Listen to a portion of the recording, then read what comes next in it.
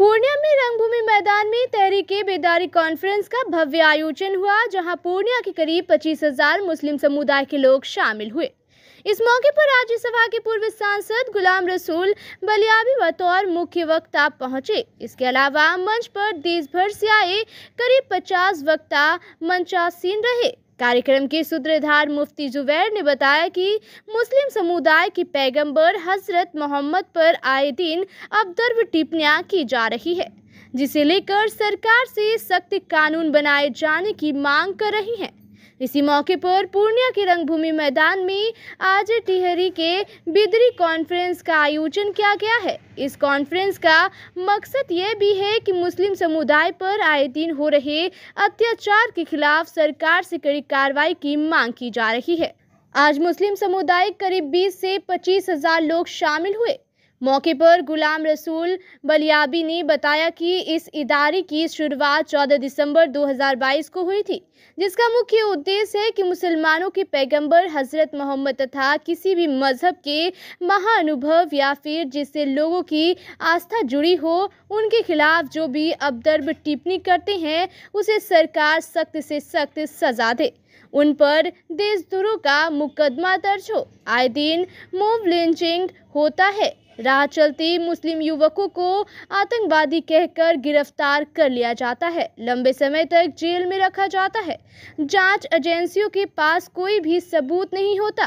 Court दशकों बाद रिहाई मिलती है। वक्फ बोर्ड का मसला सरकार लेकर आ रही है। सरकार को बता देना चाहते हैं ये जमीनें हमारे बाप दादाओं की है, किसी मुगल की देन नहीं है, ना ही सरकार इसका मालिक है।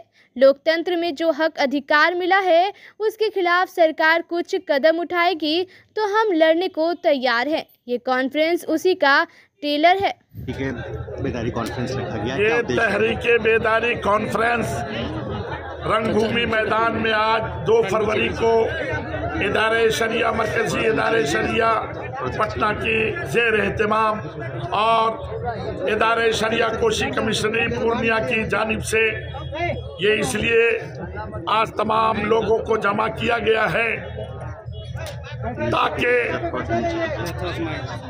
हमारे पैगंबर सल्लल्लाहु ताला अलैहि वसल्लम की जो आए दिन हिंदुस्तान में तौहीन की जाती है और उनकी गुस्ताखी की जाती है, कभी किसी आदमी की शक्ल में तो कभी कोई लीडर की शक्ल में और कभी किसी की शक्ल में, तो उसी के रोकथाम के लिए तहफ़्फ़ुज़े नामूसे रिसालत के लिए ये तहरीके बेदारी कॉन्फ्रेंस मनाई जा रही है, ताकि हुकूमत से हम मुतालबा करते हैं कि वो एक ऐसा कानून बनाए और जिसमें कोई भी किसी भी मजहबी रहनुमा की कोई तौहीन न कर सके। अगर वो तौहीन करे तो उसे वाजिब सजा दी जाए और उनके ज़मानत जो है हमेशा के लिए मनसूख की जाए। और उनके बाद दूसरा ये कि इस तहरीक का ये है कि मुसलमानों की इज्जत आबरू जान और माल की हिफाजत की मुस्तहकम इक़दाम किया जाए ताकि हम मुतमईन होकर ज़िंदगी गुजार सकें। हमारा ये पैगाम है कि खुद जियो और दूसरे को जीने दो। हम मुसलमान हैं, हम अमन शांति चाहते हैं, इसलिए चाहते हैं कि किसी किस्म के कोई मुसलमान नौजवानों को कब तकलीफ न पहुंचाया जाए। और तमाम मुसलमानों से भी गुजारिश करते हैं कि वो भी किसी भी मजहब के किसी भी आदमी को बिला वजह तकलीफ न पहुंचाएं। हमारा इस्लाम का यही पैगाम है, इसलिए कहते हैं जियो और दूसरों को जीने दो।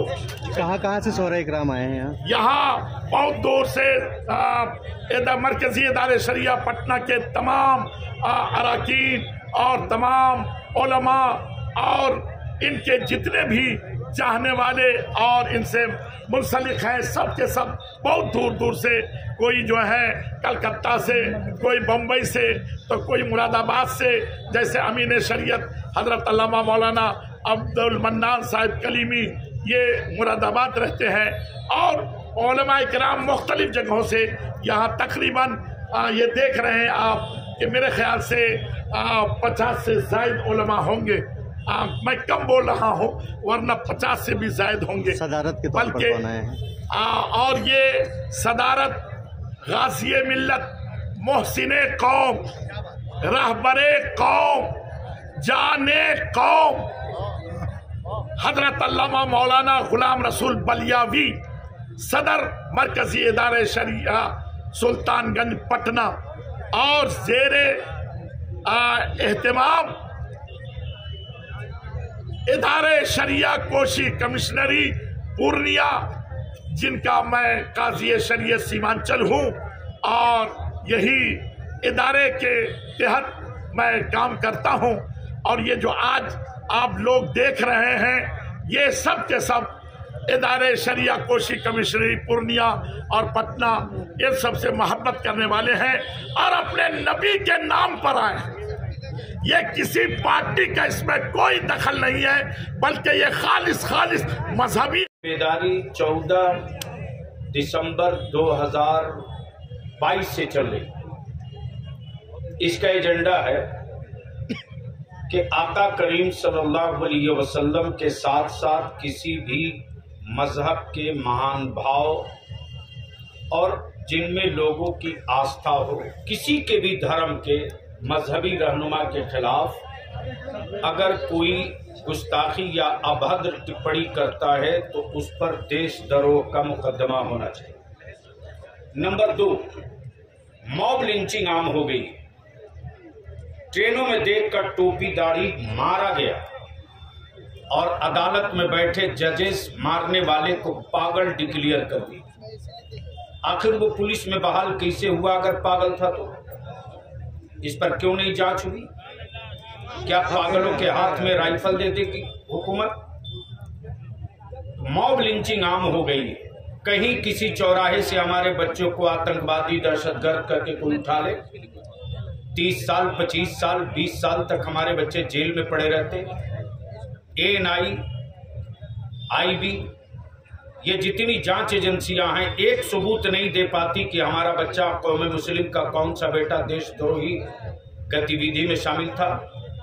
बाइज्जत बरी होते हमारे बच्चे अदालतों से, लेकिन एक नेशनल मीडिया वाला नहीं दिखाता कि बेकसूर मुसलमान के बच्चे को देशद्रोह के मुकदमे में ले गया।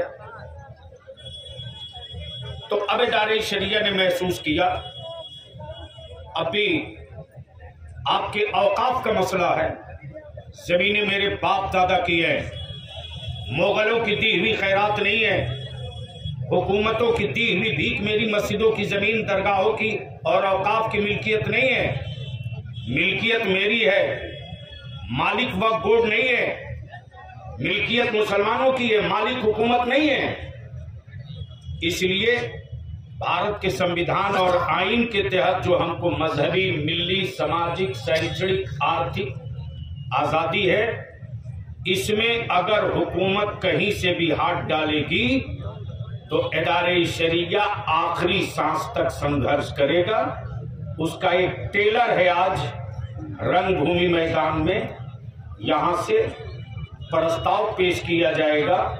हुकूमत गौर करे, हम गुजारिश करेंगे, ये तनहा बलियावी की गुजारिश नहीं है, यह हजारों हजार के जन सैलाब की फरियाद है।